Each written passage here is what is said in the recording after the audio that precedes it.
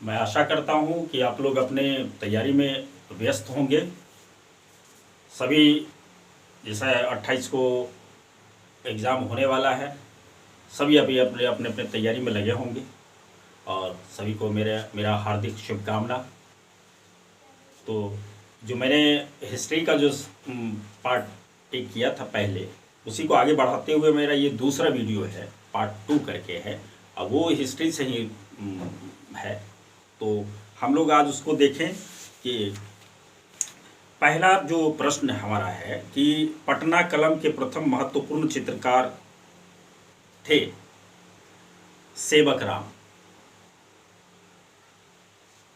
ये इसलिए मैं डायरेक्ट दे रहा हूँ ताकि आप इसको एक दो बार अगर डायरेक्टली अगर देखेंगे तो 4 ऑप्शन अगर मिलता है तो 4 ऑप्शन में आपको खोजने में मतलब अगर तुक्काबाजी भी कर देते हैं, एक पहला जैसे जैसे मान लीजिए कि अभी हम पढ़ाई कर रहे हैं और पहली बार में जो आपके माइंड में हिट करता है उसको लगा देना है, टिक मार देना है। अगर लेकिन वेकिन इधर उधर अगर किए, जो कन्फर्म है, जो आप कन्फर्मली अगर जान रहे हैं उसमें कोई डाउट नहीं है। जो आप लेकिन अगर जिसमें लग गया तो जिसका फर्स्ट हिट आपका जो ब्रेन करता है, मतलब ये पहला जैसे क्वेश्चन को पढ़े, प्रश्न को पढ़े और उसके बाद आंसर देखें तो एक नज़र में वो आंसर आ गया तो उसको ही टिक लगाना है।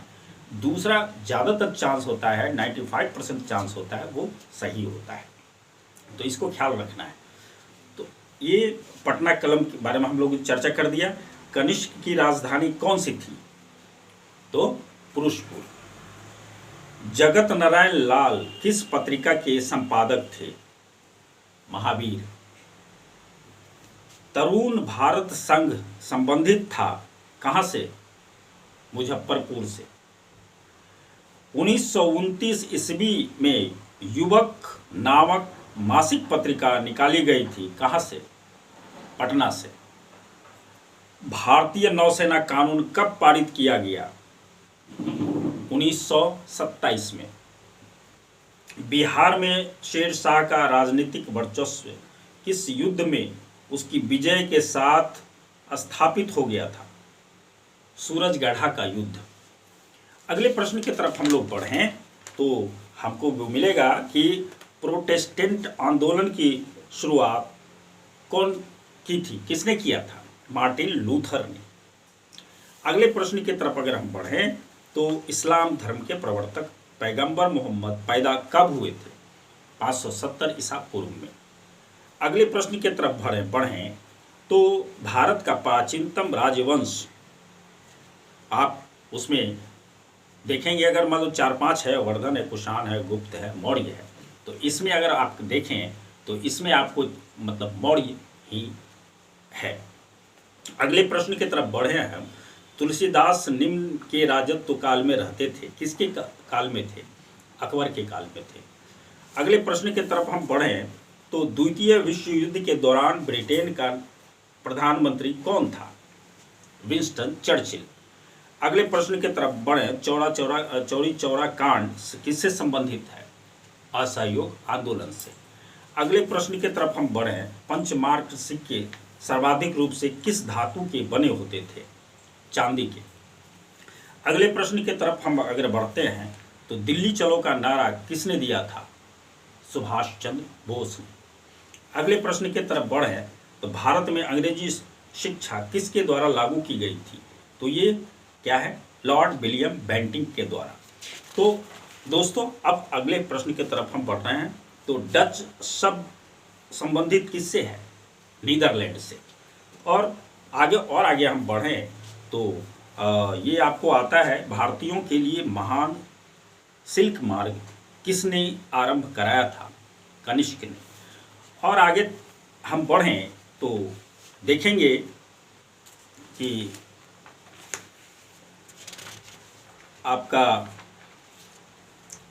ये कि किस वर्ष शहजादा आजम को बिहार की सूबेदारी मिली थी? 1675 ईस्वी। अगले प्रश्न की तरफ हम बढ़ें, बिहार में अलग प्रांत के लिए आंदोलन जिसके परिणाम स्वरूप 1911 ईस्वी में बिहार एवं उड़ीसा के नए प्रांत का निर्माण हुआ था, का नेतृत्व कौन किया था? सच्चिदानंद सिन्हा ने। अगले प्रश्न की तरफ हम बढ़ते हैं। गौ रक्षा के मुद्दे पर बिहार के शाहाबाद, गया, पटना जिलों में भयानक हिंदू मुस्लिम दंगे हुए थे। वो कब हुए थे? 1917 में। अगले प्रश्न की तरफ हम बढ़ें तो बिहार बंगाल कब अलग हुआ? बिहार बंगाल कब अलग हुआ? मतलब बिहार उड़ीसा अलग हो गया था बंगाल से। वो कब की बात है?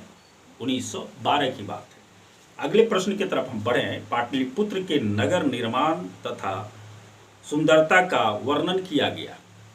वर्णन किया गया किसके द्वारा? मेगास्थनीज के द्वारा। अगले प्रश्न की तरफ अगर हम बढ़ें तो हम देखेंगे कि सिख धर्म के संस्थापक कौन थे? गुरु नानक। अगले प्रश्न की तरफ अगर हम बढ़ें तो हमको मिलेगा अजंता की गुफाएं निम्नलिखित किस लिए प्रसिद्ध थी? कलात्मक चित्रकारी के लिए। और आगे हम अगर बढ़ते हैं तो मुगलों के विरुद्ध शिवाजी द्वारा अपनाई गई युद्ध नीति कौन सी थी? छापामार युद्ध। और अगले अगर हम बढ़ें तो सबसे प्राचीन वेद कौन सा है? ऋग्वेद। और आगे बढ़ें 1857 में सैन्य विद्रोह का तात्कालिक कारण क्या था? चर्बी वाले कारतूस। और अगर चले प्लासी का युद्ध कहाँ हुआ था? बंगाल में। उसके बाद हम लोगों को और आगे बढ़ना है तो तक्षशिला विश्वविद्यालय स्थित कहाँ है? गांधार प्रदेश में, जो कि अभी पाकिस्तान में है। और अगर हम और आगे बढ़ें दोस्तों तो हमारा सामना होगा एक दो और प्रश्न है कि कपिलवस्तु से संबंधित कौन सा है? भगवान बुद्ध है। और उसके बाद हम लोग चलेंगे वाटरलू कहाँ स्थित है? वाटरलू कहाँ स्थित है? वो आपको बेल्जियम में। और अगर आप और थोड़ा सा और बढ़ें तो अभिनव भारत का आयोजन किसके द्वारा किया गया था? अभिनव भारत का आयोजन किसके द्वारा किया गया था? तो वो हमारा आंसर होगा वीर सावरकर के द्वारा। और आगे हम बढ़ें तो विश्व इतिहास में 4 जुलाई 1776 ईस्वी किस लिए महत्वपूर्ण है? 4 जुलाई 1776 किस लिए महत्वपूर्ण है? क्यों? अमेरिकी कांग्रेस ने स्वतंत्रता की घोषणा की थी। अमेरिकी कांग्रेस ने स्वतंत्रता की घोषणा की थी। और ये अंतिम प्रश्न है हमारा आज के वीडियो का, वो है भारत एक समुद्री मार्ग की खोज की गई थी किसके द्वारा? पुर्तगालियों के द्वारा। तो दोस्तों आज के वीडियो में बस इतना ही। नेक्स्ट हम पुनः फिर कल मिलते हैं। Thank you.